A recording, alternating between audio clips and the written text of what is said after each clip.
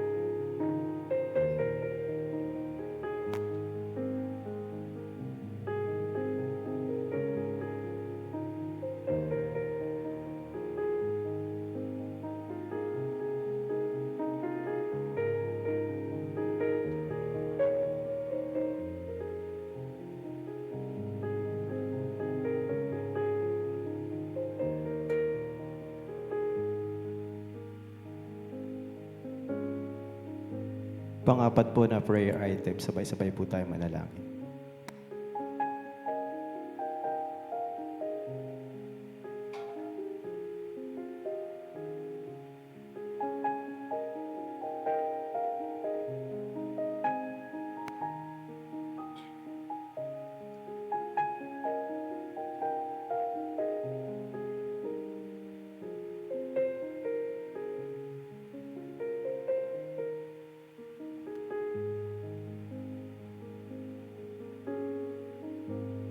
Sige po, manalangin po tayo. O Diyos namin na banal at dakila, muli Lord, pinasasalamatan ka namin sa linggong ito upang ikaw ay aming papurihan, pasalamatan, sambahin sa araw na ito. Lord, humingi po kami ng kapatawaran sa mga nagagawa naming kasalanan, sa isip, sa salita at sa gawa. Linisin niyo po, Panginoon, ang aming mga puso't isipan, buong pagkatao, upang kami ay maging kalugod-lugod sa iyong harapan. Sa umagang ito, Panginoon, dalangin ko, Lord, ang aming simbahan, Panginoon, na ginagamit mo, Panginoon, ang aming mga pastor, ang aming mga leaders sa pagbabahagi ng iyong banal na salita.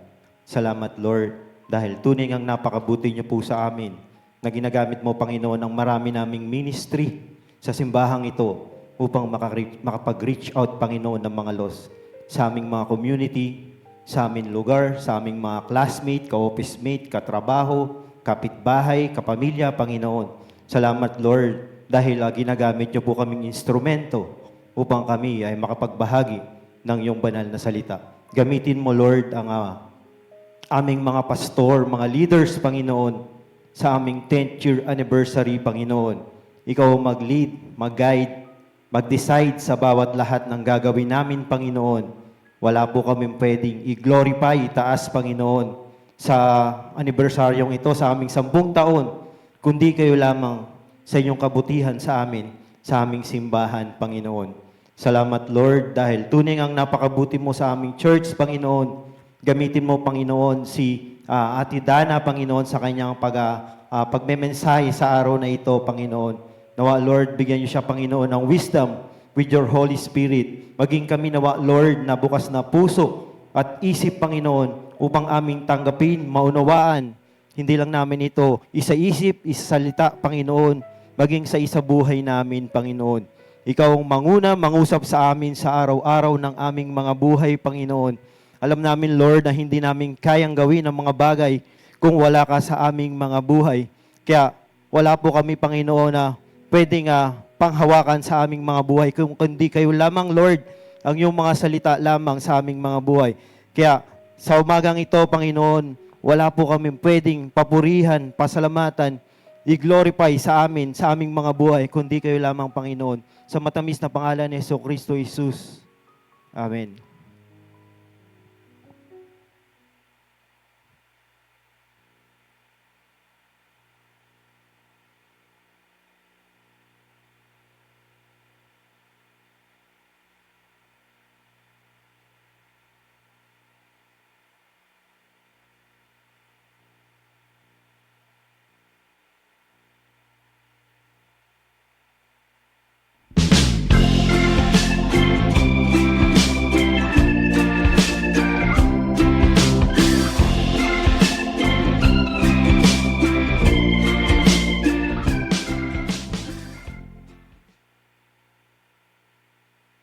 Maybe alam mo, nabitin ako sa kwento ni Gerard at Jaet last week eh. Madami pa kasi akong gustong malaman sa pinagdaanan ng Impact Church. 2 years pa lang naman ako dito since nung first time na-invite mo ko. Grabe, 2 years na, no? Pero buti na lang din, nakwento na ni Gerard kay Jaet yung mga panahon na yun. Kasi wala pa ako nun eh. Pero hindi rin nagtagal, lumipat na rin naman kami ng mga brothers ko dito. But, I'm still excited and happy na ikwento sa'yo kung ano pa ba yung mga naging milestone ng Impact Church. Sige nga. Ano ba yung mga nangyari for the past 2 years? Kasi ganito yan, noong August 2018, God led us to start a marketplace ministry in Mall of Asia because we had a contact who works there sa isang company. So we called it Focus Fridays, where we held our worship services, but sometimes we had difficulty with the schedule and availability. Though we gave our best efforts, it looks like di pa talaga time for us to plant a church there. Sayang naman, ang dami pa namang contact centers doon and businesses, di ba? Oo nga eh, pero we did our part and we know God has His reasons why hindi pa siguro natuloy. But anyway, we focused our efforts with the ministry to teachers instead. We gave out polo shirts to the teachers of Ramon Magsaysay in celebration of World Teachers Day noong October 2018. Sa sobrang saya nila, actually nagamit agad yung t-shirt na yun nung nag-gather sila sa Araneta Coliseum. Akalain mo yun? Kaya hanggang ngayon, loves na loves talaga tayo ng Ramon Magsaysay. Nakakatuwa naman pala kasi hindi tumigil yung Impact Church to find ways how to minister kahit may konting failure sa mga ventures, di ba? Kaya nga, hindi ko alam kung saan ako magugulat, kung sa failures ba o dun sa binanggit mo may find ways. Parang medyo nalis tayo ng landas noon. But anyways, yung efforts ng church ay double purpose palagi. Kasi hindi lang sa teachers, pati sa students kasama dito. Kaya we started having youth fellowships sa Ramon Magsaysay with our campus ministers, yan sila Kuya Jovit at Kuya Gerald na laging pumupunta doon. Pero nagkaroon pa dito ng basketball ministry. para to sa mga students every Saturday. Oh, basketball. Oh, mahilig ako dyan. Amazingly hindi lang sa Ramon ito nag-grow. Kasi isa sa mga youth natin, kilala mo to, si Jerome Yushang. Oh, O, di ba? Ang nag-invite sa kanilang coach, kasama yung buong team nila sa district team ng Quezon City para umattend ng church service natin. Parang pagkakatanda ko, December ata yun, yung na-invite sila. Alam mo ba kung sinong coach yun? Coach nila sa basketball? Oo. Sino? Ano ka ba? Pag sinabing coach, tapos Impact Church, isa na kagad yung maiisip mo. Si Coach Dan yun. Ah, si Coach Dan. Dito nag-start si Coach Dan. Oo, dyan na nakapasok si Coach Dan. Yeah. Tapos kasama na yung mga players niya, si Bradmere, Dave, si Nico, si John, at marami pang iba. So you mean to say, dahil lang nag-invite si Jerome, nadagdagan na yung members ng Impact Church? Oo, dumadami na tayo nun. Dahil sa pagkilos ng Panginoon sa buhay nila, and after praying for more than 2 years for One Sumulong High School, doors widely open for us through Coach Dan. We started having Bible studies for the students every Wednesday afternoon the next year from January to March 2019. So, kaya palang dami nating students from different schools and campuses na part ng Impact Church. Diba? Ganun na nga. Kaya nga pag dito talaga sa Impact Church, sobrang nakakaya. Kasi dami natin mga bata dito, mga students. Pero syempre, may challenges din tayong kinakaharap. Sadly, the agreement we had with Manhattan Heights to use the function room for our services suddenly changed with a change in management. So, February 2019, sabi nila, bawal na daw yung religious gathering sa function room. As in, sobrang nagulat talaga yung mga pastor sa development na yun. Kasi parang nasa isip ng lahat, paano yan? Saan na tayo mag-hold ng worship natin? Well, ang hirap nga, laking problema kasi meron ka organization, meron kang church, may tao ka, pero wala kayong place, di ba? Sobrang very challenging talaga yun. So, ano nangyari after? So yun, dahil need nga kasi lang like quick solution, Siyempre. February 3, we held our service at Jollibee Animal. Pero hindi pa rin doon natapos. Kasi ito naman ngayon sa Jollibee, yung management naman nila yung nag-decide na bawal na daw yung religious activities, hindi na daw ipapermit to reserve yung place. Yun ay nung February 17, 2019. So parang few days after. So may another problem na naman. Eh, hindi ba okay lang kay Jollibee na gamitin yung function room? Kasi doon naman kayo bumibili ng food? Yes, gano'n na nga. Yun din yung alam namin. Kaya nga ang weird talaga kasi bigla na lang din nagkaroon ng policy na yun na hindi na daw pwede. Kaya ang ginawa ng pastors after that Sunday, pumunta sa Ramon Magsaysay and asked the late Principal Levita Ramos if we can use the ABR of Ramon Magsaysay High School temporarily for our worship service. And praise God! Kasi yung favor niya nandun. Kaya pinayagan tayo ng school. Ah, ang bilis ha. Pero kailan ba yun? 17 yun. Hmm. Feb 24 naman to, we had our first service sa Ramon Magsaysay High School. So lahat ng gamit sa Manhattan office ay dinala natin doon, papunta sa Ramon Magsaysay. So yan, along EDSA, tapat ng Q-Mart. So, ibang klase din, no? Church sa loob ng school. Hindi ba kayo nahirapan papunta doon? Especially, di ba, syempre Sunday yun, tapos mga students. Very challenging nung times na yun. Well, nung una, mahirap. Well, sabi mo nga sa mga students, mahirap talaga. Kasi magpapaalam sila sa parents nila eh. Supposedly, wala naman talagang school pagka every Sunday. Tapos, sasabihin mo Sunday, may church. Eh, wala nga namang church sa loob ng school.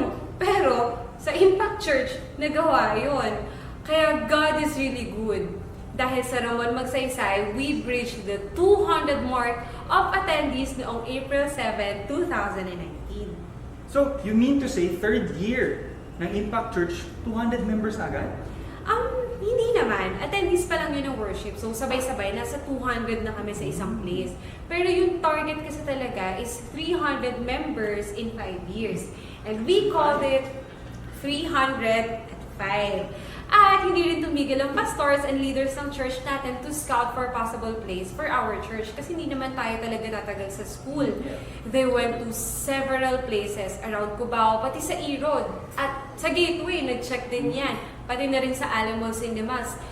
naging target din yan ng church natin. But, it was Diamond Arcade that God opened up for us. Itong church natin na to, alam mo ba? Dating ukay-ukay lang tong pwesto na to. Really? Hindi halata ah. Ang ganda kasi ng itsura ng church ngayon eh. O, di ba? Hindi halata. Yan kasi yung tunay na sinasabing gandang di mo inakala. Bago kasi naging maganda tong church na to, syempre, need na mag-step of faith ang mga pastors natin and leaders ng church. So, by May, we started raising 1 million pesos para sa renovation ng equipment sa ating bagong bahay. 1 million? 1 million pesos for a church? Oo, 1 million. Kaya nga, alam mo yun, parang naging theme song ng church na yun eh. As in talagang raise a hallelujah kami. As in the whole church contributed. God also gave us people who really helped this church financially. Kasi ibang klase talaga yung bayanihan nung time na yun. Kasama na din yung equipment, yung mga TVs na nakikita mo dyan, yung mga flat screen TVs na yan, yung gadget, at pati na rin yung pag-ayos ng office natin sa second floor sa baba. Grabe pala talagang pagkilos ni Lord sa church even before, right? Oo, sobrang bait talaga ni Lord. Like, parang nag-uusap kami, kaya mo ba ng puso mo ng blessings? Kasi sobrang na-overwhelm na kami week by week. Parang may provision, may blessings. As in talaga, sobrang ang galing. Tapos yung June 16, 2019 was our first worship service dito sa Diamond Arcade. Ang natatandaan ko pa, si Pastor Gerard, ang unang preacher natin dito. Tapos, we celebrated our 3rd anniversary and family camp at Sierra Madre Suites noong July 19 to 21, 2019. Sarap naman, family camp. Sana all nakakasama. Oo nga, no? Hindi ko nga pala nakakasama ng family camp. Pero alam mo, dahil sa blessings ni Lord, talagang lumago talaga yung church that year.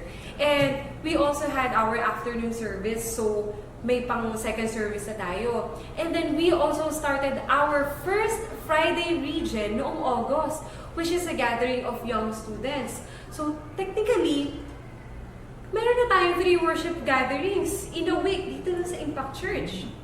Well, sobrang naging active pala yung church even before, no? From students to community, di ba? Sobrang active talaga kasi hindi naman namin pinabayaan yung fish pond. Actually, hindi natin pinabayaan yung fish pond. Fish pond? May isda dito. Ano ba? Hindi yan literal na isda. Yan yung term namin. Actually, dapat natin. For the ministry place where we can fish for people. Di ba nga, sabi ni Jesus sa kanyang disciples, I will make you fishers of men. Kaya nga yung ating campuses, we provided free photo shoot for the teachers for our 3 campuses. Mainly, Ramon Magsaysay High School, Juan Samulong High School, and Don Quintin. This is our gift to them sa Teachers Month. So, October yon. And we had our yearly Christmas party for the teachers. So, December 2019. And we had our first Christmas party at Regent, December 2019. At di lang yan, we had our year-ender celebration for our region. That was March 6, 2020. And few days after 2 weeks, I think, March 16, 2020, ito na, nationwide lockdown was implemented by our government. Wait, sandali. Member na ako ng impact niyan. Pero alam ko na madami na din tayo nagawa as a church kahit nung pandemic, especially nung pandemic, di ba? And sa buong 5 years natin in church, sobrang na-feel ko na blessed tayo. Blessed ako to be a part of Impact. Especially yung ministry na we started last year ng pandemic, which is the multimedia team. Oo, sobrang blessing talaga ng multimedia team. Dito na nagkaroon ng anak ng bagong ministry yung church natin. And yes, God can really use us in ways we have never imagined. Proven and tested. Ibang klase talaga ang church na patuloy na sumusunod kay Lord kasi patuloy itong lumago. Kaya church, let us honor God as we make disciple makers of Christ. Happy 5th anniversary!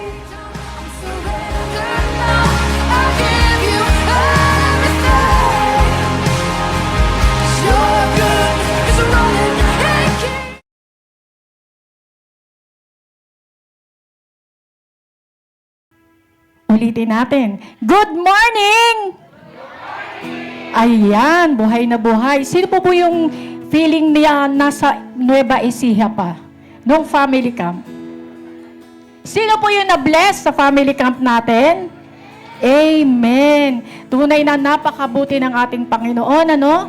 Simula sa ating mga laro, sa mga skit, at lalong-lalo na yung mga pag-uusap ng bawat pamilya. Na-bless po ba kayo?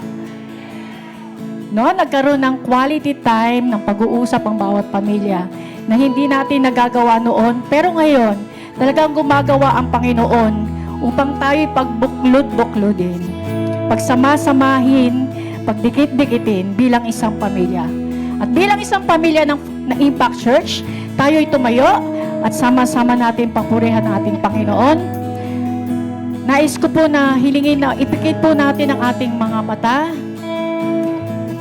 Let's set aside every worry, every distraction, and buksan po natin ang ating mga puso and fix our eyes on Jesus. He is here and He deserves our highest praise. Allow the Holy Spirit to refresh us and fill us with His presence. Alalahanin po natin na apart from God, we can do nothing. Siya po ang ating hininga, ang ating lakas, at ang ating buhay.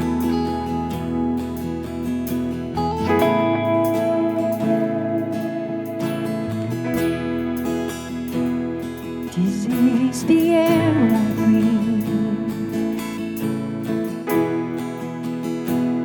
This is the air I breathe. Your holy presence living in me. This is my daily bread.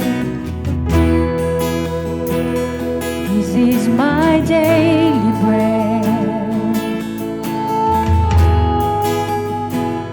This is my daily bread. Your very word spoken to me, and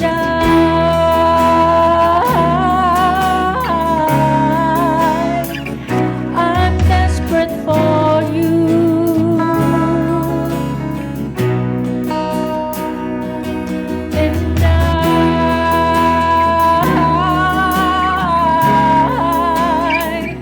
I'm lost without you.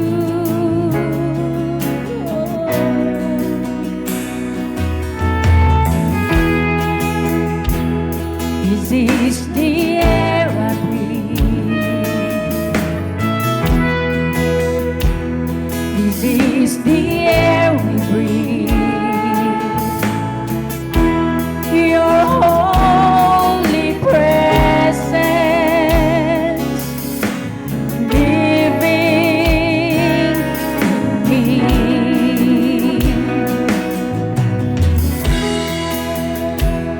This is my daily bread. This is my daily bread. Your very word spoken to me, and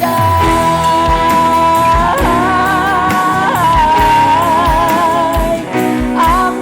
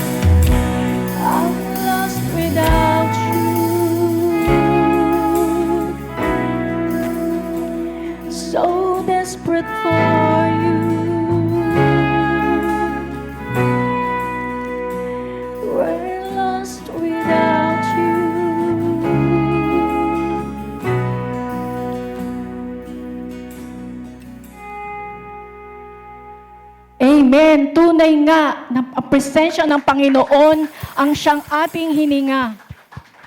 Tayo'y nabubuhay, nagbibigay buhay sa atin. At dahil kasama natin siya, ngayon, araw-araw natin siya papurihan bilang ating Diyos na tagapagligtas. Sa anumang panahon, sa anumang sitwasyon, araw-araw natin siya kasama.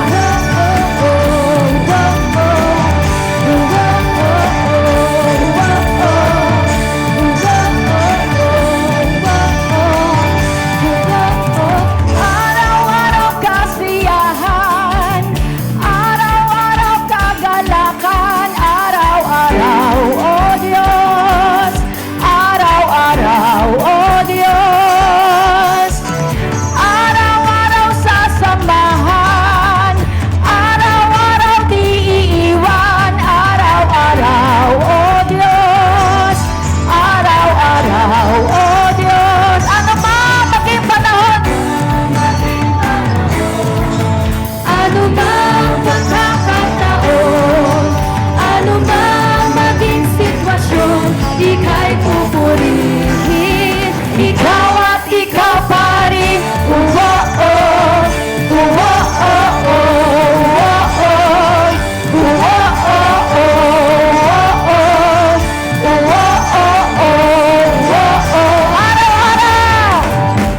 Araw-araw kasiyahan, araw-araw kagalakan, araw-araw, oh Diyos, araw-araw, oh Diyos, araw-araw sasama, araw-araw hindi iiwan, araw-araw di iiwan, araw-araw, oh Diyos, araw-araw, oh Diyos, ano man maging panahon, ano mang pagkakataon, ano mang maging sitwasyon, ika'y pupurihin, ikaw at ikaw pa rin.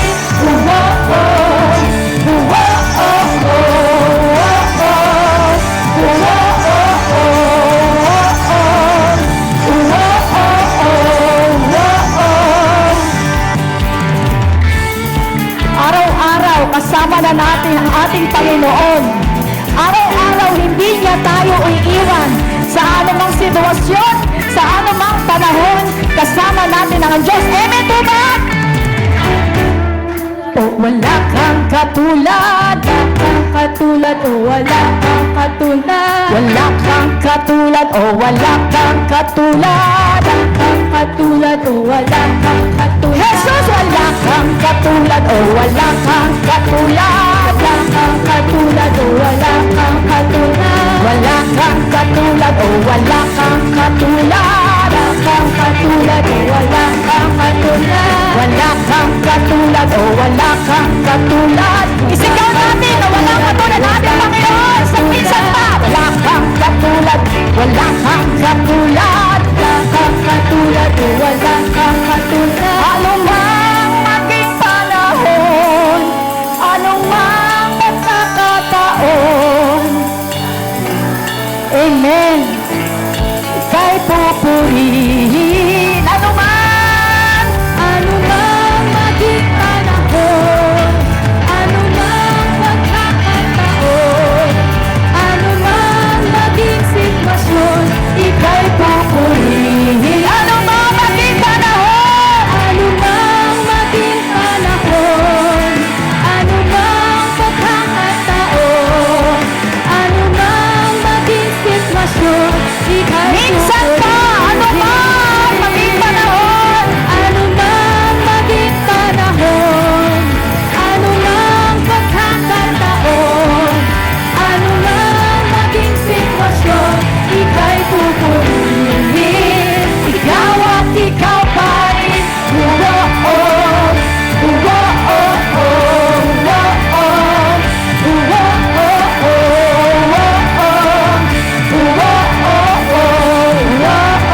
Ikaw at ikaw pa rin. Amen. Patuloy natin papurihan pagkat sa ating Panginoon, sa Kanya lang natin makakanta ng tagumpay.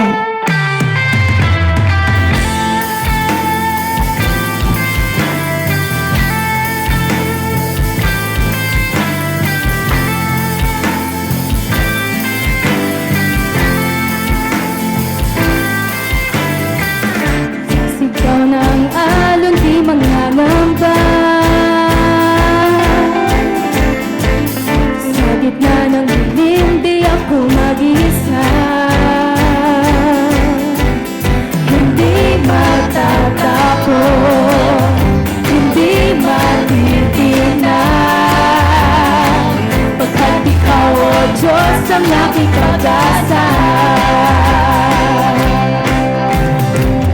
Wala nang hahanapin pa,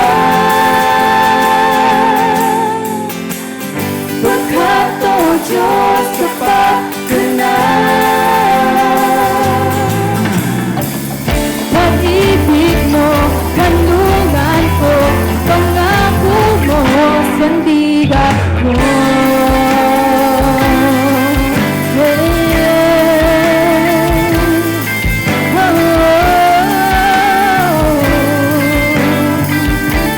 Sa sigaw ng alon,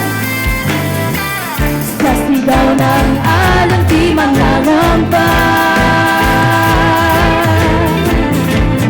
Sa gitna ng dilim, di ako mag-isa. Hindi matatakot, hindi matitignan, pagkat ikaw, O Diyos, ang aking pag-asa. Wala nang hahanapin pa, pagkat o Diyos, sapat ka na. Wala nang hahanapin pa, pagkat o Diyos, sapat ka na. Pag-ibig mo, kanungan ko, pangako mo, sandigan ko.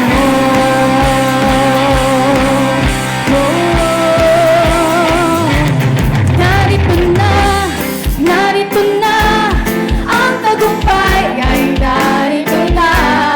Narito na, ang tagumpay ay narito na. Narito na, ang tagumpay ay narito na. Narito na, ang tagumpay ay narito na. Narito na, ang tagumpay ay narito na. Narito na, ang tagumpay ay narito na. Yeah.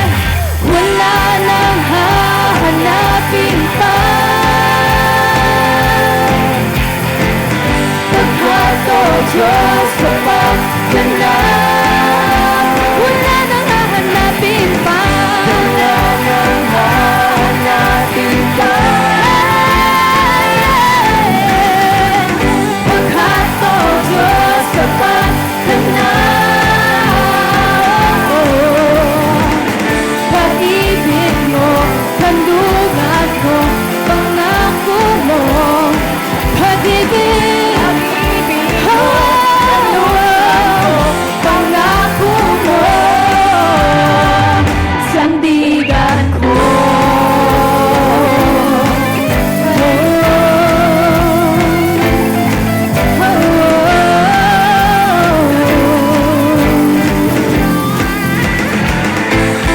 Amen. Palakpakan po natin ating Panginoon. Yes, amen. Amen. Yes, Lord Jesus, because of your finished work on the cross, we stand secure in you, Lord. We declare that the enemy has no authority over our lives and over our families. No plan of enemy can overcome your perfect will, because the cross has sealed our destiny.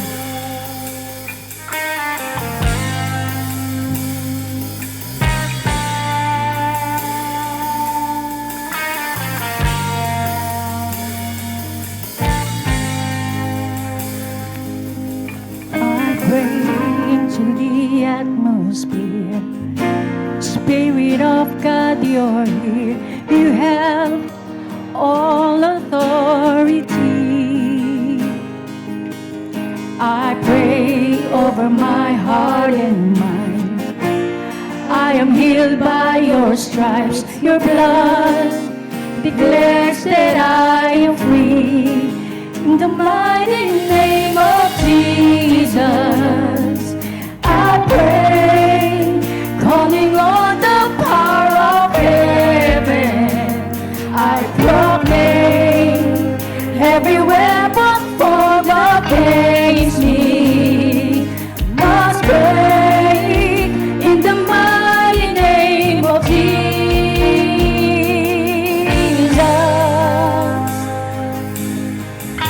I draw a permanent boundary line. The enemy has no right to come near my family. No stream could ever undo God's plans. No matter our circumstance, the cross has sealed my destiny. In the mighty name of Jesus, I pray, calling on the power of heaven. I proclaim every weapon formed against me must break in the mighty name of Jesus. In the mighty name of Jesus, I know all the power of fear and darkness must go. In every key to every victory, I hold in the mighty name of Jesus.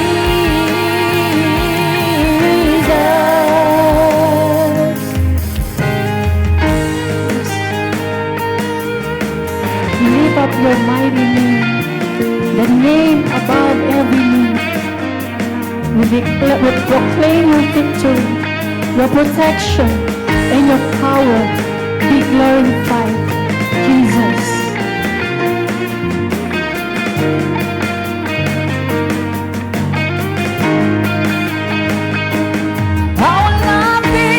I will not fear when the enemy comes near.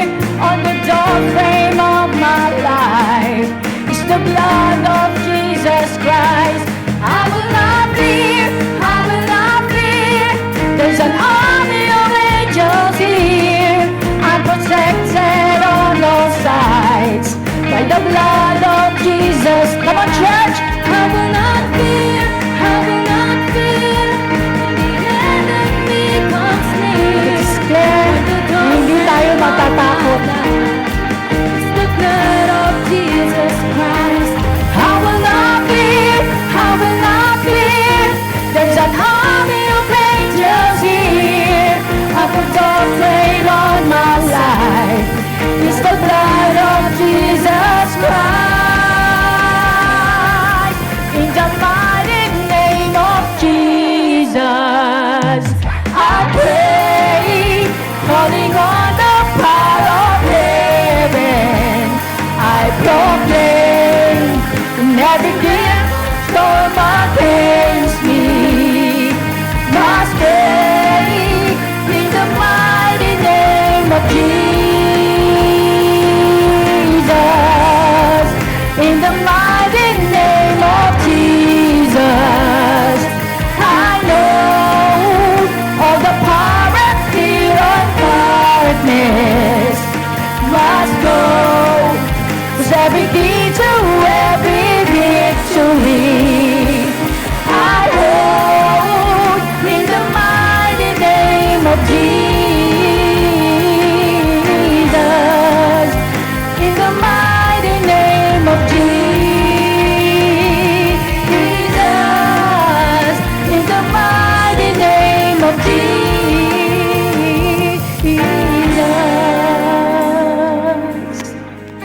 Yes, Lord. Father, we thank you for your presence and for reminding us that our victory is found in Jesus alone. May we continue to trust you, follow you every day, and live for your glory. And as we receive your word Open our hearts to hear, to obey, and be transformed. In the mighty name of Jesus, amen and amen. Maaari na po lahat na magsipo.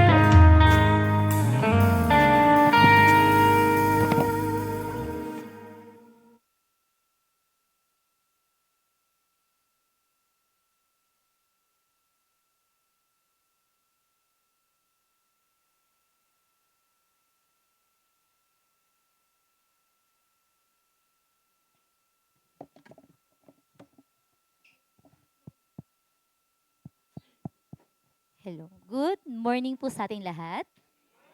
Ayan, indeed, ito po ay napakagandang umaga para po tayo ay sama-sama napapurihan ng ating Panginoon. Dahil tunay nga po, no, dakila ang ating Diyos, wala siyang katulad, walang katulad ang pag-ibig ng ating Diyos. Amen po ba?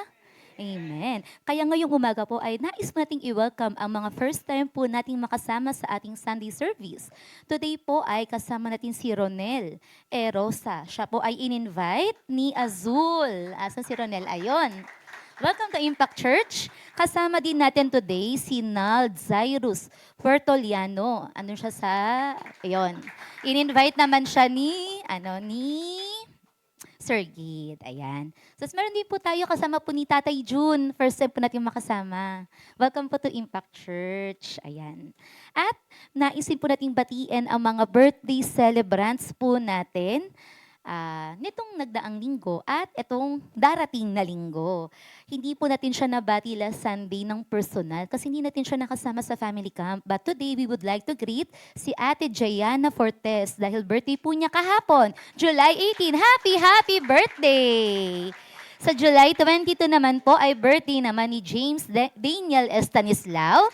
At sa July 23 naman po ay birthday po ni Ate Mayet Bangkil at ni Sofia Ashley Guarino. Sa July 24 naman po ay birthday naman po ni Kuya Bobot Migra. So happy birthday po sa inyo. Sa July 22 naman po ay magsa-celebrate ng kanilang anniversary si Tito Henry at si Mami Raj Arellano. Happy wedding anniversary po sa inyo. And for our upcoming events naman po, alam niyo po ba na 1 week na lang, next Sunday na, magsa-celebrate na tayo ng ating 10th year anniversary. Praise the Lord! At dahil po, tayo ay 10 taon na. Ayan. Meron po tayong ticket. Available na pong ating anniversary tickets. At paalala po, para po sa ating darating na anniversary, bawal po tayong magdala ng sarili nating bisita. Dahil strictly no ticket, no entry po tayo. So mamaya po pwede nyo pong kunin ang mga tickets para po sa mga member po o part ng ating Malasakit Batch 4. Kukunin nyo po yun sa inyong respective MCCs. At para naman po sa mga youth at young adults, pwede nyo pong kunin ang inyong ticket kay Kuya Jovit or kay Pastor Gerard. At para naman po sa mga member ng Impact Church Cubao, pwede nyo pong kunin ang inyong ticket kay Mami Kim. At kung hindi nyo po makuha ngayong araw, pwede nyo pong kunin ang ticket ninyo kay Kuya Jovit during the Impact Church office hours, 10 a.m. to 5 p.m. tuwing Tuesday hanggang Friday. Ayan. So make sure, once makuha ang ticket, itago, ingatan, at syempre dalhin po natin sa Sunday para makapasok po tayo sa ating venue. And speaking of our venue, ayan, dahil tayo po ay nag-rent ng place, ayan, meron po tayong dress code para sa ating church anniversary. At tayo po ay semi-formal. Sa lahat po ng kalalakihan, ito po, full buttoned polo, short sleeves man po or long sleeves, pants, at shoes, sapatos. Huwag po tayong magtsinelas. Para naman po sa mga kababaihan, tayo po ay magsusuot ng dress o hindi kaya full buttoned polo and pants, shoes or sandals. At para po sa ating mga kids, ayan, pakisuot po ang Impact Anniversary shirt. So yan po ang ating guidelines para po sa ating dress code sa ating anniversary. At since tayo nga po ay nag-rent ng place, paano po ba tayo makakapunta doon? Ayan, kung tayo po ay manggagaling dito sa Diamond Arcade, sa baba po, meron pong jeep doon na biyaheng Paquiapo. Pakubaw, nasukbaw na nga pala tayo. Paquiapo. So sakay po kayo doon, pwede po kayo bumaba sa harap po mismo ng Quezon City Sports Complex, ayan. Or club pala, club. Hindi na ako tumama dyan. Quezon City Sports Club, ayan. Or kung kayo po ay mag-grab or meron sariling kotse, pwede nyo pong ipin or ilagay doon ang Quezon City Sports Club.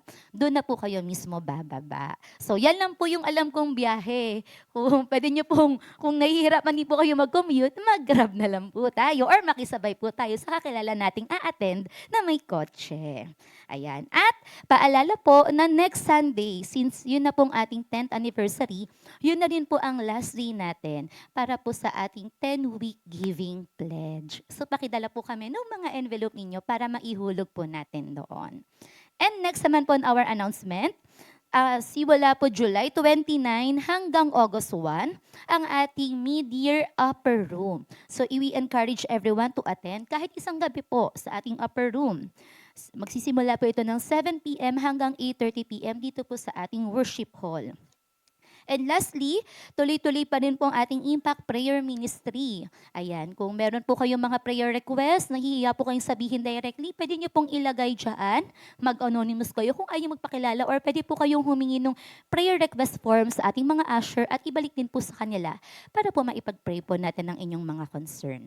So that's all for our announcements. Tayo po ngayon ay dadako na sa pagbibigay po ng tithes and offering.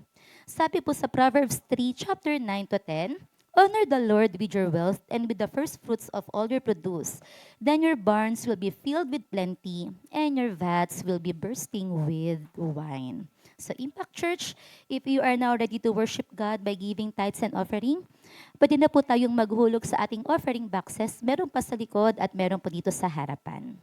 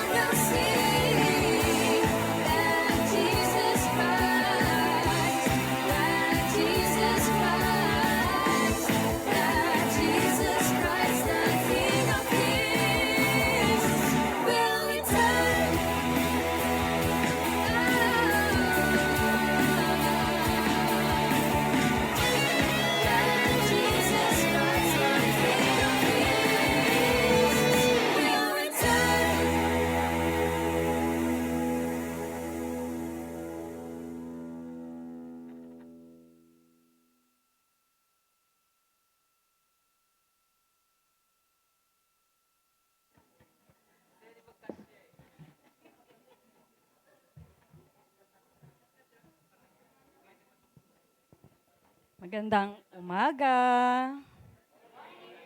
Aba, okay. Alright. Sige. It's good to see you again. Mga ilang linggo na rin kaming nasa overflow. Kapag nagpupunta kami rito, nakakatuwa. Kasi naalala ko sa ibang churches namin noon. Diba? Late ka na, petiks pa kasi may lugar. Dito talagang pag 10:20, talagang nagmamadali kami kasi alam namin wala kaming upuan dito sa loob. Praise the Lord. Ano? Hello sa mga nasa overflow.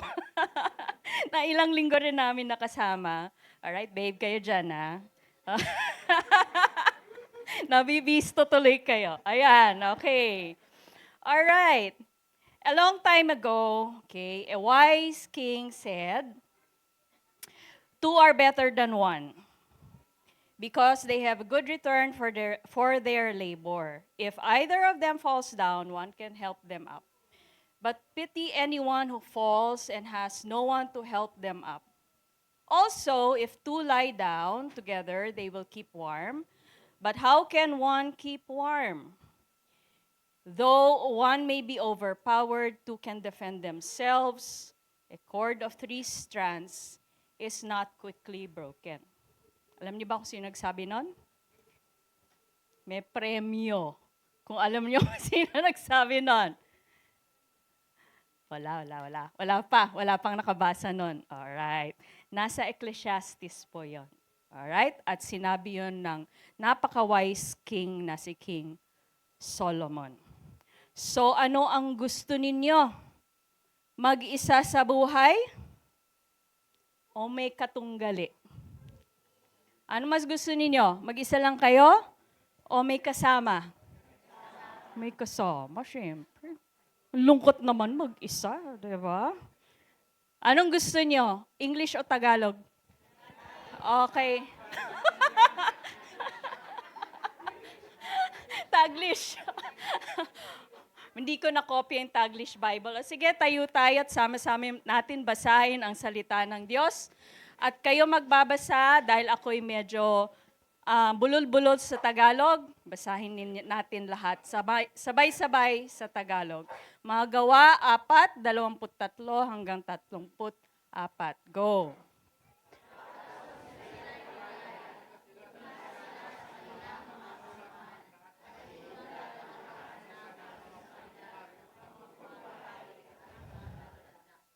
Nang ito'y kanilang marinig, sama-sama silang nagtaas ng kanilang tinig sa Diyos at nagsabi, O Panginoon, na gumawa ng langit, ng lupa, ng dagat at ng lahat ng naroroon. Ikaw na nagsabi sa pamamagitan ng Espiritu Santo, sa pamamagitan ng bibig ng aming amang si David ng inyong lingkod, bakit nagalit ang mga hentil at nagbabalak ang mga tao ng mga bagay na walang kabuluhan? Ang mga hari sa lupa ay naghanda upang lumaban, at ang mga pinuno ay nagtipon laban sa Panginoon at laban sa kanyang Kristo.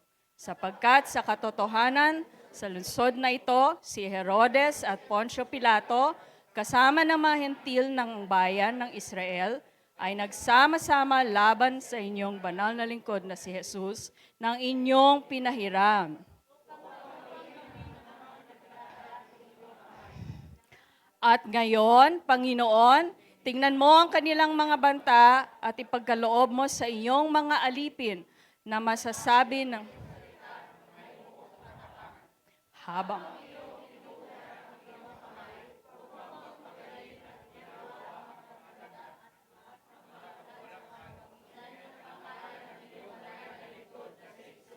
pagkatapos nilang manalangin, nayanig ang dakong pinagtitipunan nila at silang lahat ay napuno ng Espiritu Santo at kanilang pinahayag na may katapangan ang salita ng Diyos.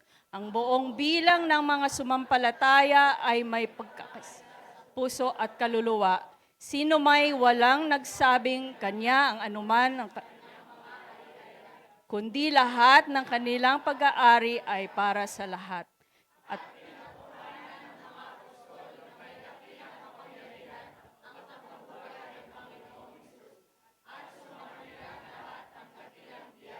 Walang sinumang naghihirap sa kanila sapagkat ipinagbili ng lahat ng may-ari kanilang mga lupa at mga bahay at dinala sa pinagbilangan nito. Makakaupo na po tayo. May the Lord bless us through the reading of His Word. Okay? So, konting background lang, context dito sa binasa natin, no? Bakit ba merong napansin nyo na parang may tapang, may pagtawag sa Diyos, parang masyadong emotional, passionate, di ba? So ano ang context nito, okay? Doon sa verse 1 hanggang 22, okay, yung situation nito, si Peter, si Pedro, tsaka si John, ay hinuli. Okay? Pinatawag ng Sanhedrin. Okay? Yung Sanhedrin, yun yung priest, the captain of the guards, temple guard, and the Sadducees. Okay? Nandun sa verse 2 yata ako, or 2 to 4. Okay? So, pinatawag sila at sinabing, tigilan nyo na nga yung ginagawa ninyo. Nabahala sila, okay? Unang-una, kasi sabi dito sa, I think verse 4, no? Those who heard the message believed, so the number of men pa lang yun ha, who believed grew to about 5,000. Ang daming nakikinig at naniniwala at na sumusunod kina Peter and John sa kanilang mensahe tungkol sa Diyos. Naniniwala, okay? Naniniwala. Tapos merong isang bagay na talagang nabahala na talagang pinatawag na nila yung dalawa. Dahil nagpagaling sila, okay? They performed a miracle. Nagpagaling sila ng isang may sakit o may karamdaman. So verse 18 nakalagay, then they called them again and commanded them. Sabi nila, wag na kayo magsalita. Do not speak or teach at all in the name of Jesus. Do not speak or teach at all in the name of Jesus. So vibe check lang kay Peter and John. Okay? Ano ang kanilang response or reaction? Alright? Sabi ni Peter and John sa verse 19, ano ba ang tama sa mata ng Diyos? Ang makinig sa inyo? Or sa Kanya? Kayo maging hukom. You be the judges. As for us, kaming dalawa ni John, kay si Peter siguro nagsasalita, we cannot help but speak about what we have seen and heard. You cannot stop us, in other words. Di mo kami mapipigilan. So, vibe check dun sa Sanhedrin, kinabahan sila, threaten sila. Vibe check kina Peter and John, hindi sila nayanig. Hindi sila natakot. Tayo kaya? Kumusta vibe check natin? Kapag nakaranas tayo ng pagsubok, kapag we face challenges, or maybe oppositions sa faith natin, nadedelulu ba tayo? Kagaya ng mga Sanhedrin or high priests? Or do we stand and remain steadfast in our faith sa Holy Spirit? Alright? 4 things na pag-aaralan natin ngayon sa passage na ito. Paano magsama-sama? Sama-sama sa pagsubok, sama-sama sa panalangin, sama-sama sa pagmisyon, at sama-sama sa pagmamahalan. Okay? Sinong gusto mag-isa? Sinong gustong sama-sama? Alright. Sama-sama, together in trials. Okay? So verse 23 to 24. So sabi doon, sinimulan natin yung ating pagbabasa sa Tagalog. Sa English nakalagay, on their release, Peter and John went back to their own people and reported all that the chief priests and elders had said to them. When they heard this, verse 24, tutuloy ko lang, when they heard this, they raised their voice together in prayer to God. They were threatened by the Sanhedrin for preaching Christ and for healing the sick. On their release, saan sila nagpunta? Balik ako sa bahay. Tago tayo ulit. Peter and John, pag-usapan nga natin. Teka, nawawala yata ako sa camera. Peter and John, si Peter and John, mag-usap muna tayo. Ganun ba ginawa nila? Anong ginawa nila? On their release, Peter and John went where? Back to their own people. They went back straight back to their own people. To their community. Kung kayo ba ay may problema, saan kayo tatakbo? Doon ba sa sa customer service ng Gateway? Hindi, di ba? Dito. May problema kayo sa buhay, saan kayo pupunta? The church did not face, Peter and John and the church did not face opposition alone. They carried the threat together. Ang purpose nito, si Peter and John, na parang, naku, tinetreaten, tayo lang naman tinetreaten eh. No, Well, kahit naman sila lang tinitreten, hindi nila inangkin or inako or sinolo yung burden. Punta tayo sa mga kapatiran natin. Let's tell them what has happened. Alright? They carried the threat together, bringing their suffering into the family of faith instead of hiding it. When pressure comes, ano yung response natin? Do we withdraw by ourselves? Ako na lang. Di naman yata. Masyadong mabigat yung problema ko. Wala naman advise sa akin si Pastor Gerard eh. Ganun ba? Wala naman kwenta yung advice sa akin ni KR eh. Ganun ba? Pagchichismisan lang. Hindi naman sana ganun, no? But the point is, Peter and John did not carry their fears alone. They returned to the community of believers so that the community, can carry the burden together. The church responded together, lifting one voice to God. And that is the purpose of community. That is the purpose of church. Yan po ang dahilan kung bakit nandito kayo at member kayo ng Impact Church at sinasabi lagi magpa-member kayo. Kasi para maging isa or maging parte kayo ng community na ito.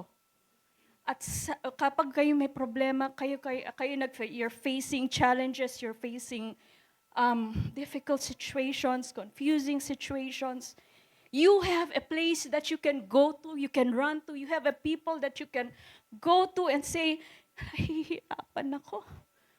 Meron po akong pinagdadaanan. We don't need to carry our burdens alone, mga kapatid. We don't need to carry our burdens alone.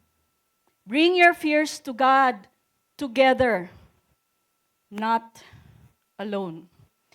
Jesus did not intend for the Christian life to be a solitary one-man or one-woman journey. Kaya nga binigay niya, He formed disciples. Hindi siya nag-solo kahit sa mission dito sa mundong ito, kahit na siya pa ang Diyos. He formed disciples. He brought disciples with Him. He brought His closest friends with Him. He always went out with groups. That is why He poured out His Holy Spirit on a group of people, hindi lang isang tao, but a group of people gathered in a room na ganito. He poured out His Spirit. That is why He sent them to go and make disciples of all nations as a community. Hindi niya binigay ang Great Commission sa isang tao lang. 'Di ba? Alam niyo yung Matthew 28? Mga apostles and believers, they were gathered on the mountain or in the place. Saan ba yun? Okay? And Jesus gave the mandate to the community to go. He said, I will build my church. Ecclesia.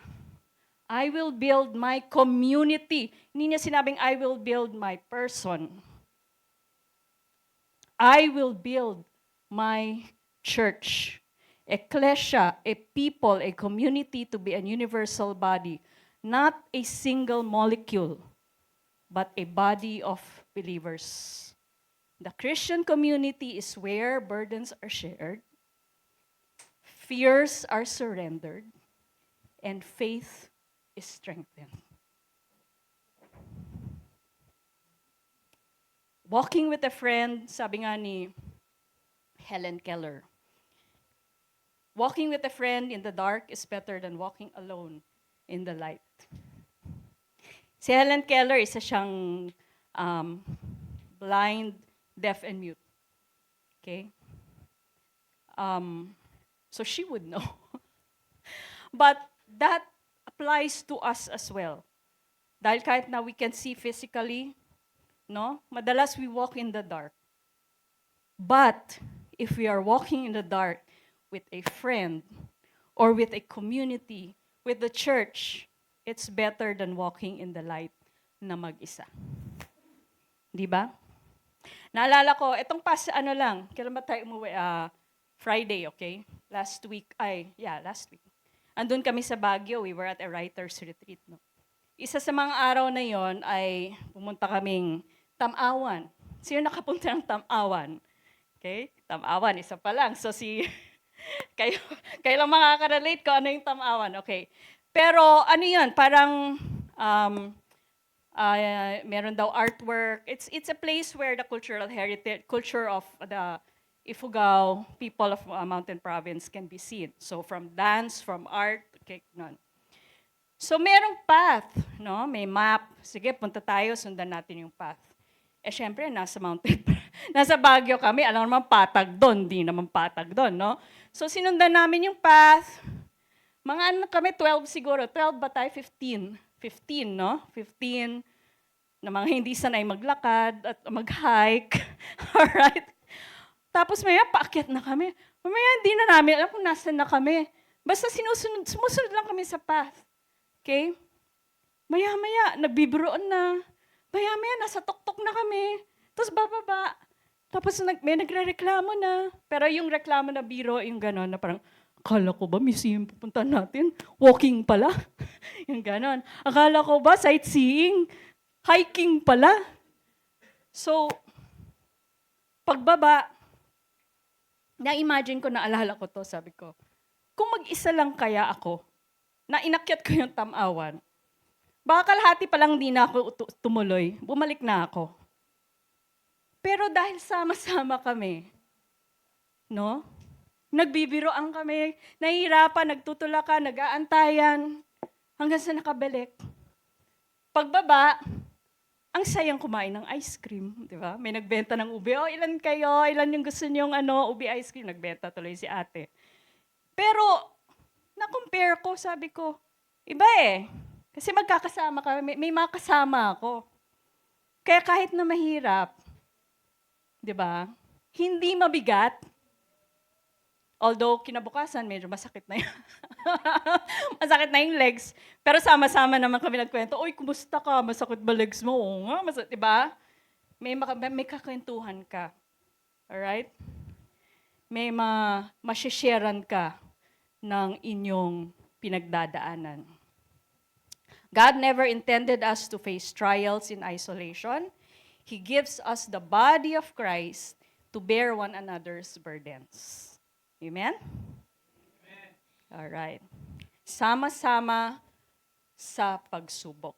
Pangalawa, anong ginawa nila? Verse 24 to 30. Sama-sama sa panalangin. Together in prayer. Okay? So, starting on verse 24, sabi nila, when they heard this, they raised their voices together to God. Hindi nila sinabi, ay, ikaw na mag-lead, Peter. Ikaw na mag-lead dyan. Mag-amen na lang kami. Hindi. Sama-sama sila. Together, they raised their voices to God. And makita natin yung prayer. Sovereign God, they said. You made the heavens and the earth and the sea and everything in them. You spoke by the Holy Spirit through the mouth of your servant, our father David. Why do nations rage and the people plot in vain? Skip tayo sa 29. Now, Lord, consider their threats and enable your servants to speak your word with great boldness. Stretch your hand to heal and perform signs and wonders through the name of your holy servant, Jesus. Threatened, they went to the community of God. Community of faith.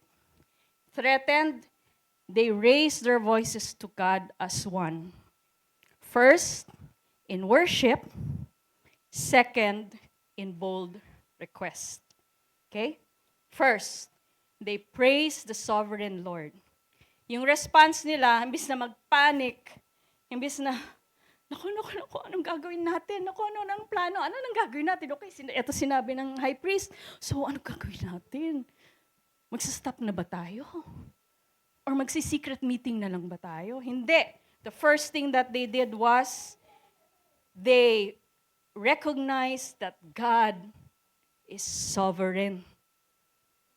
How many of us, in the midst of our challenges, hardship, yung mga pinagdadaanan natin, look up to God and say, God, you are sovereign. God, you are sovereign. What is our initial response or reactions when we face trials? Yes, we go to God, pero pansinin natin, ano ba una natin sinasabi? Lord, may problema ako eh. Lord, tabang. Lord, tulong. Walang problema yon, okay? But, one thing that we can learn from the believers and how they prayed here is,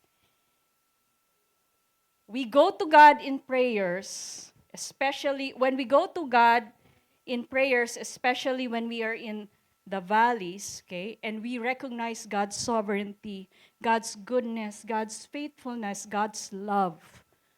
God is our Father. God is our protector. God is our rescuer. It reminds us, or we remind our hearts and our spirit, sino ba ang Diyos? While yes, ate, alam ko naman na yan eh. Iba kasi yung alam mo, naiisip mo lang dun sa sasabihin mo, bibigkasin mo. I know all of you, all of us, alam natin kung gaano ka sovereign si God, gaano siya ka-powerful, gaano ka siya kabait, gaano niya tayo kamahal. Pero sabihin nga natin, bigkasin nga natin ngayon, God is good. God is good. God is good. My God is good.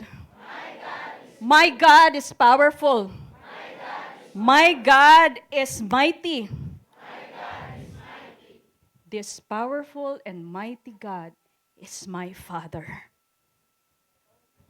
Sige nga. This powerful and mighty God is my Father. Anong difference nun? Nung sasalita ako dito, alam niyo naman sa isip niyo na God is good. God is powerful. God is my Father. Pero nung binigkas ninyo, di ba parang mas totoo? Ramdam nyo? Parang sa writers rin yan, sa writers retreat, di ba? We write, sabi nga nung isang namin, nag-train, writing is thinking on paper. Okay? Crying out or declaring with our mouths that God is sovereign. All right. Gives more impact. Minsan kasi hindi na tayo naniniwala di ba? Kumbaga, kinakausap natin yung sarili natin. Uy, baka nakalimutan mo. God is sovereign. God is powerful. Binigyan tayo ng Diyos ng lips. Binigyan niya tayo ng kakayahan through words. So let us praise Him and declare who He is through our lips, through our words, hindi lang sa ating pag-iisip. Otherwise, baka tanggalin ni Lord yung pagsasalita. Hindi niya naman ako pinapraise sige, tanggalin na lang natin. Ayaw natin nun, di ba? Second, they prayed for courage. After they praised the Lord, Lord, sovereign God, nakita niyo yung ginagawa nila, gano'n. Then they prayed for courage. They prayed for courage. This is important. They prayed for boldness, not just comfort or safety.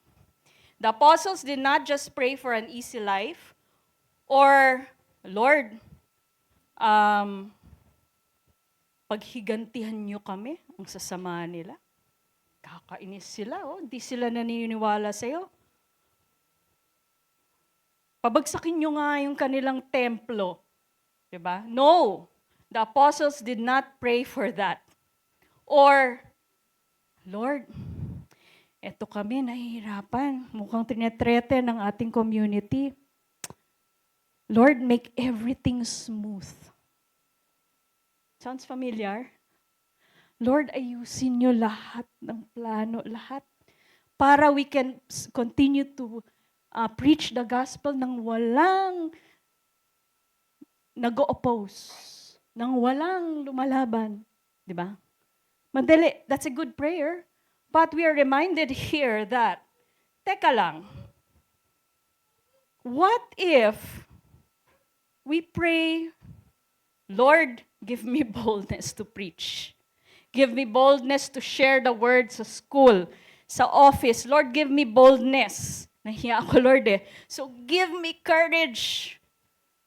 Minsan tinitingnan natin kung anong aayusin ni Lord sa paligid natin eh. Hindi natin tinitingnan. Ano bang kailangan ayusin sa atin? Alright? Ano bang kailangan ayusin sa atin? This is not an ordinary prayer, but a prayer of deep faith, strong faith, courageous faith in the Holy Spirit. Meron kaming isang missionary, isa sa missionaries namin sa GCMTC, no? Nag-update siya sa amin one time. Meron siyang, nag-hold siya ng gathering ng church, no? Sa bandang Manila.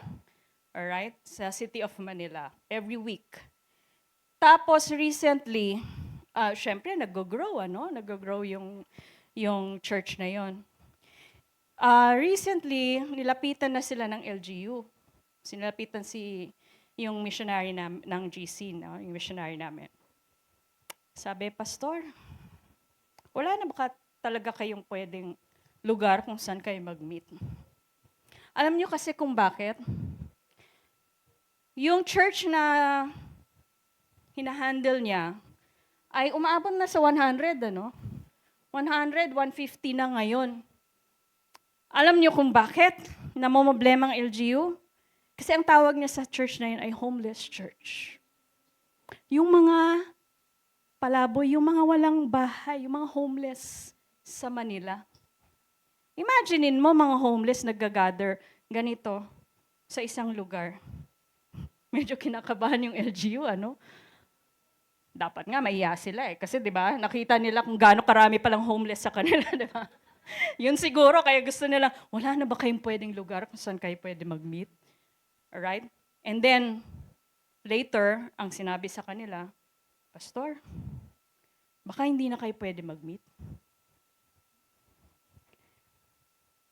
So, anong prayer nila? Okay? Hindi na kami dumating sa ano na yun. Pero nung kwento niya yun, sabi ko, kung tayo ay nasa lugar ni Pastor, ano kaya yung prayer natin? Pag-pray kaya natin, Lord, bigyan niyo na kami ng lugar kung saan kami mag-meet. Or ano bang mas bold na prayer doon? Anong mas bold na prayer doon? I will let you think about that. Ano ang mas bold na prayer na pwedeng ipanalangin ni Pastor dun sa situation niya? How is it that the apostles can pray such prayer? Kasi alam nila kung anong gusto ng Holy Spirit. Kasi naka-align sila sa Holy Spirit. They set aside what they want. Siguro gusto na lang nila umuwi sa kanilang mga families. Siguro gusto nila ng mas madaling ministry. Siguro gusto nila yung ministry na walang conflict sa Sanhedrin or sa LGU. Pero alam nila hindi yun ang gusto ng Holy Spirit. Ang gusto ng Holy Spirit ay ipagpatuloy namin, i-proclaim ang salita ng Diyos dito sa lugar na yon. So when you and I are aligned with the Holy Spirit, alam mo na din kung ano ang desire niya. Kahit na mahirap, alam mo kung ano yung gusto niya. At yun ang ipepray mo. Hindi kung ano yung comfortable sa'yo. The prayer of the disciples was not baguhin niyo ang sitwasyon, it was baguhin niyo kami. This reminds me oftentimes kapag may problema tayo or conflict tayo, ang prayer natin kay Lord, madalas, di ba, Lord, baguhin niyo sila. Lalo na kung may conflict tayo sa kaibigan natin, kaklase natin, kapitbahay natin. Lord, baguhin niyo na yung kapitbahay ko, masyadong palaaway eh. Baguhin niyo yung puso niya. baliktarin kaya natin, Lord, baguhin niyo ako. Bigyan niyo ako ng lakas para makausap, makipagkaibigan, makausap, at dalawin ang aking kapitbahay, at i-share ang salita ng Diyos, at malay mo, when he or she learns of the Word of God, di na siya palaaway, di ba? How can we pray bold prayers to the Lord?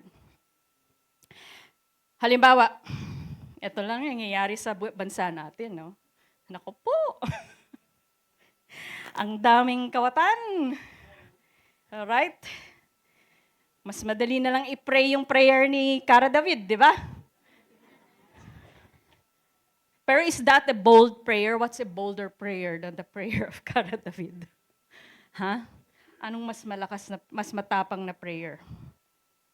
Sinasabi natin, Lord, move in their hearts. Lord, baguhin niyo yung mga puso ng ating mga leaders. Nakakalimutan natin anong sinabi ng Panginoon sa 2 Chronicles 7:14. If my people who are called by my name will humble themselves, pray, seek my face, and turn from their wicked ways. Ay, my people, tayo yun. My name, ang ating Diyos. To sabi niya, will humble themselves, pray, seek thy face, and turn from their wicked ways. Tayo. Then I will hear from heaven. I will forgive their sin, and I will heal their land. Baka yung solusyon o kasagutan ng pagbangon at pag-heal ng ating bansa ay nasa atin. Aray ko. Baka nasa atin. Wala sa kanila. Nasa atin. Kailangan tayo ang baguhin ng Diyos. Kailangan tayo magpabago sa Diyos. Hindi porket nandito tayo sa church, every Sunday nagsisimba, nagbibigay ng tithes, nakikinig ng sermon, ay okay na tayo. Sabi ni God, if my people who are called by my name, di ba? Isa pang example ng bold prayer, si Isaiah, sa Isaiah 6:8. Okay? When Prophet Isaiah, nakita niya yung vision of the Lord on His throne in all its splendor and glory. Basahin niyo yun. Grabe, ang ganda ng ng visual. Parang daig pang Odyssey, actually. Sino nanood na ng Odyssey? Wala pa. Okay? Mas maganda pa sa Odyssey ang nakita na vision ni Isaiah. And then, sabi sa verse 8, sabi ng Lord sa kanya, or he heard, hindi naman sinabi sa kanya, sabi niya, I heard the voice of the Lord saying, whom shall I send? And who will go for us? Anong bold prayer ni Isaiah? Here am I, Lord. Send me. May nakikita tayong mga sitwasyon around us. Sa community, sa family, sa school, sa office, sa church. What if we pray, Lord, willing ako. Give me courage. Willing ako ayusin yan. Give me courage. Give me wisdom. O pinagpapray natin, Lord, bigyan niyo ng dunong si Pastor Jero para ayusin yung problema sa church.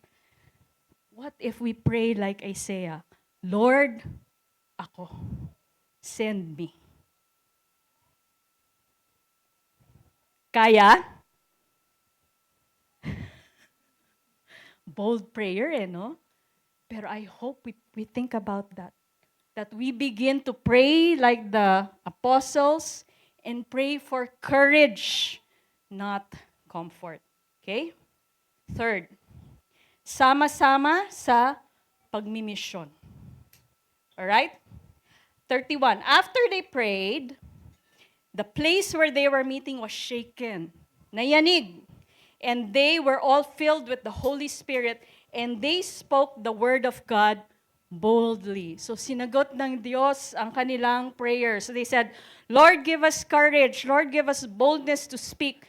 At agad-agad sinagot ng Holy Spirit ang prayer na yan. They did not keep this fire of the Holy Spirit in their hearts themselves. They spoke the word of God with boldness together. Sama-sama silang lumabas. Sama-sama silang naghayo. Sama-sama nilang ginawa ang pag-proclaim, ang misyon ng pag-proclaim ng gospel sa kanilang community. They were one in mission. Di gaya ng gobyerno natin. Kanya-kanya. Kanya-kanyang misyon, di ba? May mission dito na gustong ganito, may mission dito na gustong ganito.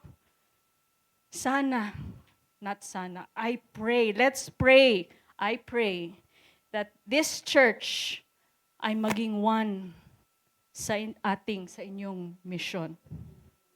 Be one in mission. Kung hindi nyo alam anong mission ng church, tanungin nyo ang leaders, tanungin nyo yung mga pastor, para hindi kayo napapag-iwanan. Or hindi kayo nagtataka, ano bang mission ng church? 10 years na tayo, ano bang gusto natin gawin? Okay? Alamin natin kung ano ang mission na binigay ng church, ng Panginoon sa church na ito. Para sama-sama natin itong gawin. Ito ang lesson dito. Expect the Holy Spirit to fill you and send you. When you ask the Lord, Lord, give me boldness, then expect the Holy Spirit to give you boldness. Minsan nagpa-pray tayo, alam niyo yon, yung madalas ko naririnig, Lord, revival, revival, revival. Ilang taon ko naririnig yung prayer na yun sa mga churches, sa mga groups, revival, Lord, revive us, Lord. Ang tanong ko sa kanila ready na ba kayo? Pag nag-revive ang Lord, pag dumating ang Holy Spirit, are you ready to receive the revival? Or biglang nakita nyo, ay, katakot. Ay, ayoko dyan, masyadong, ano bang hinihingi nyo? Revival? Ewan ko. So when you ask the Lord, revive this church, revive this nation, revive my school, revive our family, be ready for the Holy Spirit's working. Be ready for the Holy Spirit's working. Baka yanigin niya ang inyong mga bahay. Dapat handa tayo. Baka yanigin niya ang puso ng family, ng classmates ninyo. Dapat handa tayo. We need the help of the Holy Spirit in our Christian walk, in our discipleship, in our ministry, in our workplace, in our family life. It is Jesus Himself who has appointed the Holy Spirit to continue His work, His discipleship work in the church among us. Okay? Sabi nga niya sa John 14, I will ask the Father, and He will give you another advocate to help you and be with you forever, the Spirit of truth. John 16, sabi ni Jesus then, I will go, it is for your advantage that I will go. For if I do not go, the Helper or the Holy Spirit will not come to you. But if I go, I will send Him to you. Ask God to fill you with the Holy Spirit. Ask God, ask the Holy Spirit to enable you every day. Every time you wake up, Holy Spirit, give me courage. Holy Spirit, give me boldness. Holy Spirit, convict my heart. Holy Spirit, rebuke me. Holy Spirit, empower me. Ask. Sabi nga, di ba? Ask, and you shall receive. Second, balik tayo lang. Oops. Yan. The Holy Spirit's power produces bold proclamation, not passive experience. Okay? So kung nayayamot ka, Na baka kasi walang kabuhay-buhay o walang kalatoy-latoy ang iyong spiritual life, ang iyong ministry. Yung tipong pag nag-share ka ng gospel, parang di mo feel na walang power, parang routine na lang, mga besh, bra. Baka kasi you are doing God's work or God's mission on your own strength. At hindi mo kasama ang Holy Spirit. Because when the Holy Spirit is empowering you to do the work of God, ramdam mo mararamdaman mo hindi mo maipagkakaila that the Holy Spirit is working. So heart check lang, hiningi mo na ba or humihingi ka ba ng tulong sa Holy Spirit? The Spirit's power produces bold proclamation, not passive experience. Okay? Mission is the overflow of the Spirit, the whole church sent to speak, and not just a chosen few. Sama-sama sa pagmimisyon. Sama-sama tayo, Impact Church. Yes? Amen. Fourth, sama-sama sa pagmamahalan or together in love. In verse 32 to 34, we see courage overflowing into a generous and united community. All believers were one in heart and mind. No one claimed that any of their possession was their own, but they shared everything they had. With great power, the apostles continued to testify to the resurrection of the Lord Jesus Christ, and God's grace was so powerful at work in them. God's grace was so powerful at work in them all that there was no needy person among them.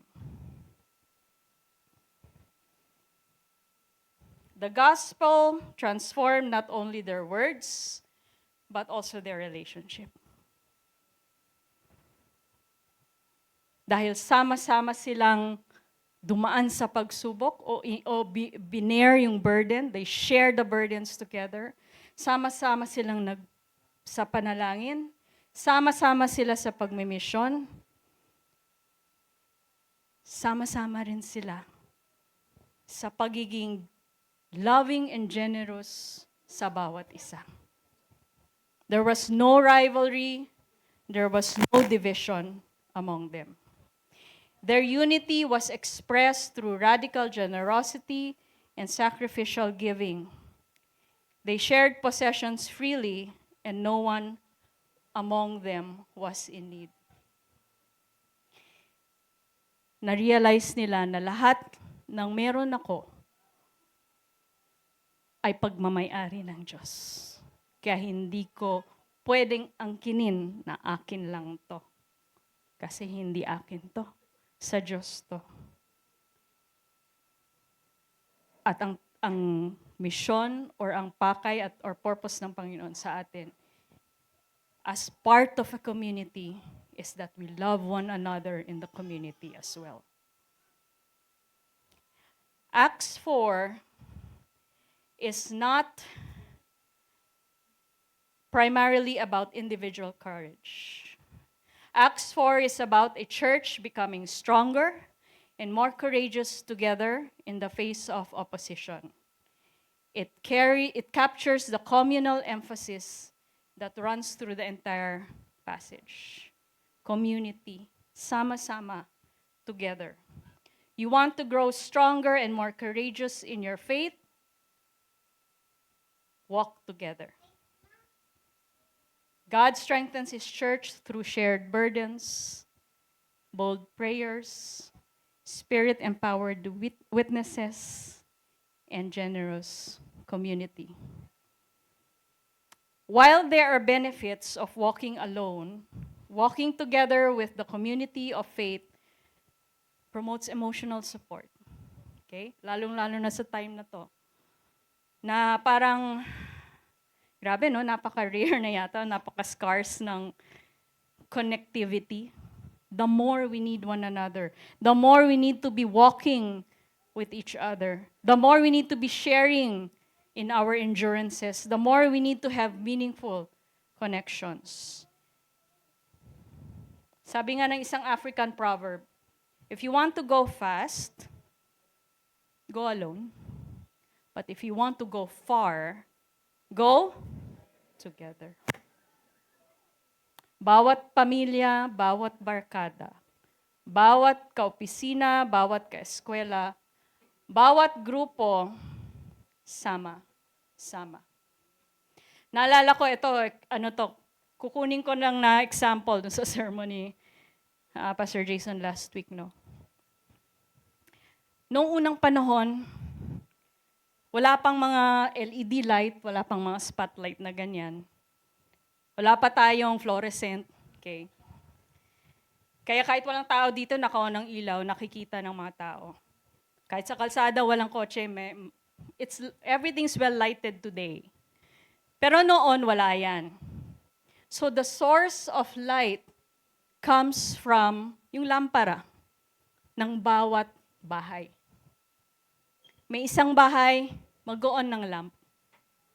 Kapitbahay, mag-on ng lamp. As each household turns on their lamp, nagkakaroon ng ilaw sa buong syudad. The city on a hill cannot be hidden. Not because of one light, but because sama-samang nagsindi ng ilaw ang bawat tahanan, ang bawat pamilya. Sana ganun tayo. Sama-sama tayong magsindi ng ilaw. Sama-sama tayo to show the world what a true believer, follower of Jesus is. 10 years as a body of Christ, Impact Church. You want to move forward stronger and more courageous? Do it together. Do it together. The ministries of this church is not for our pastors alone. The ministries of this church is not for our volunteers alone. The ministries of this church is not for the CMT leaders alone. The impact of Impact Church will be greater and have more impact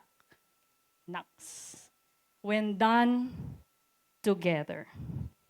Sama-sama. Sharing in each other's burdens. Sama-sama.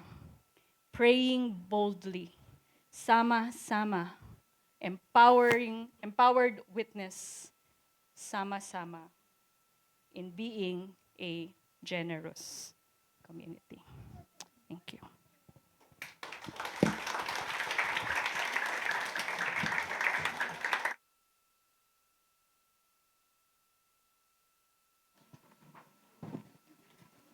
Hinihiling po namin ang lahat na magsitayo.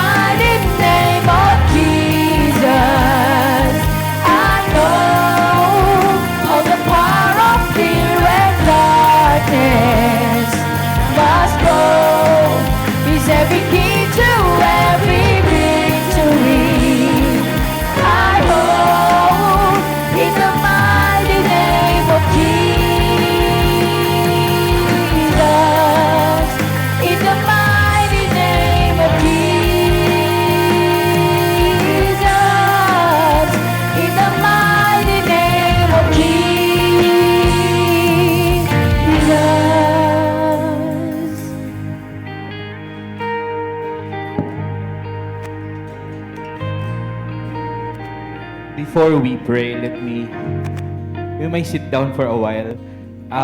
Let me give you some reminders for next week. Next week, wala po tayong service dito. We will have one service. That's the only request we had to the core na yung ika-10th year na anniversary, isang service lang. So, we will have our service in Quezon City Sports Club at 4 o'clock. No? Registration starts at 3:30. Okay? So, wag naman po kayong sobrang aga, wag naman po sobrang late. No? Tama lang po, 3:30 pa lang kami papapasok. Approximately around 4, we'll start the worship. And then 6, up to 6, then we'll have dinner together. And then some program. Tapos, your anniversary shirts, polo shirts, if you're a member na hindi nyo pa nakukuha, it's at the back doon. So you can just get it there from Marian. Tapos wala pong transpo from here to Quezon City Sports. So it's one ride lang naman. So I hope you understand that. At the same time, the list that we have is final. So, pwede pong nagpalista kayo, pero hindi po kayo member, hindi po kayo regular attendee, so we have to give way for those who are regular attendees and members of the church. Which means, meron pong hindi talaga makakasama. Kasi at the moment, would you believe we have 550 seats already taken care of? Ganun na po tayo karami. No, kasama po natin yung mga taga-Kogyo na around 105. So a total of 550. About 100 kids and 450 adults. You want to clap the Lord for that? Grabe po, no? And the tickets would be no ticket, no entry. So please get it with your MCCs. For Malasakit 4, Malasakit people nasa MCC ninyo. Tapos, for Cubao members, it's with Kim. And for the youth, it's with Pastor Gerard or Jovit. I think that's it. Let's all rise. Let's pray. Sabihin mo naman sa katabi mo, happy anniversary. God is good. Indeed. Indeed, He's good. Ulitin daw natin, all the time daw sasagot niyo, okay? God is good. And all the time. Indeed, let us pray. Father, we thank you for the church. We thank you, Lord, for bringing us here. Lord, it's the last Sunday of our 9th year. You have been faithful from the start. And you remain faithful up to now. We thank you for your provisions, not only for the church, but for its people. Lord, we thank you for Family Camp that refreshed most of us, allowed us to communicate with our family members. Lord, we thank you for your protection, for your guidance. Lord, we thank you for challenges, for conflicts, for suffering, for it brought us closer together. It brought us closer to you. Thank you, Sovereign Lord, for we know that we can take the next step.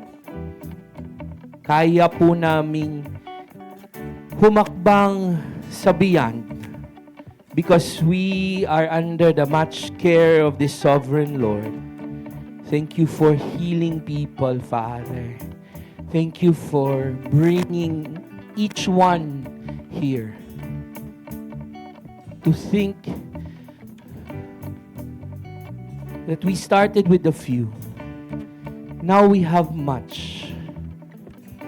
Ibig sabihin, Lord, we have expanded your kingdom. And Lord, we ask that you give us unity, that together, Lord, we will further expand your kingdom for the greater glory of your name. Lord, we pray that you will grant us unity. Give us a strong, courageous heart to do the mission together for the greater glory of your name. Help us, Father, and give us courage and strength as we face the next seasons that you have entrusted for Impact Church. Give us courage, Lord. Give us strength. Make us more stronger in you. Make us more obedient in you. As we pray, Lord, send us as a church. Send us to those people who does not know you yet. We give you praise, we give you honor. May God Himself, the God of peace, sanctify you through and through. And may your whole spirit, soul, body be kept blameless at the coming of the King, the Lord Jesus Christ. For He, God the Father, God the Son, and God the Holy Spirit, is faithful, and He will do whatever He promised. Be praised, be glorified, Father. In your name we pray. Amen. Amen. Wala kang katulad, oh wala kang katulad. Wala kang katulad. Wala kang katulad, oh wala kang katulad. Wala kang katulad. Wala kang katulad. Wala kang katulad, oh wala kang katulad. Wala kang katulad. Wala kang katulad. Wala kang katulad, oh wala kang katulad. Wala kang katulad. Wala kang katulad. Wala kang katulad, oh wala kang katulad. Wala kang katulad. Wala kang katulad. Wala kang katulad, oh wala kang katulad.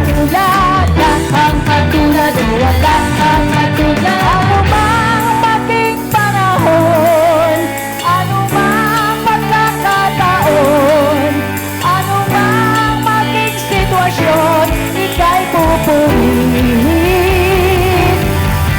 Ano mang maging panahon, ano mang magkakataon, ano mang maging sitwasyon, ika'y pupurihin. Ano mang maging panahon, ano mang pagkakataon, ano mang maging sitwasyon, ika'y pupurihin. Ikaw at ikaw pa rin. Uwa-oh, uwa-oh, uwa-oh, uwa-oh, uwa-oh, uwa-oh, uwa-oh. Ikaw at ikaw pa rin. Palakpakan po natin ating Diyos na buhay. Amen and amen. God bless everyone. See you next Sunday.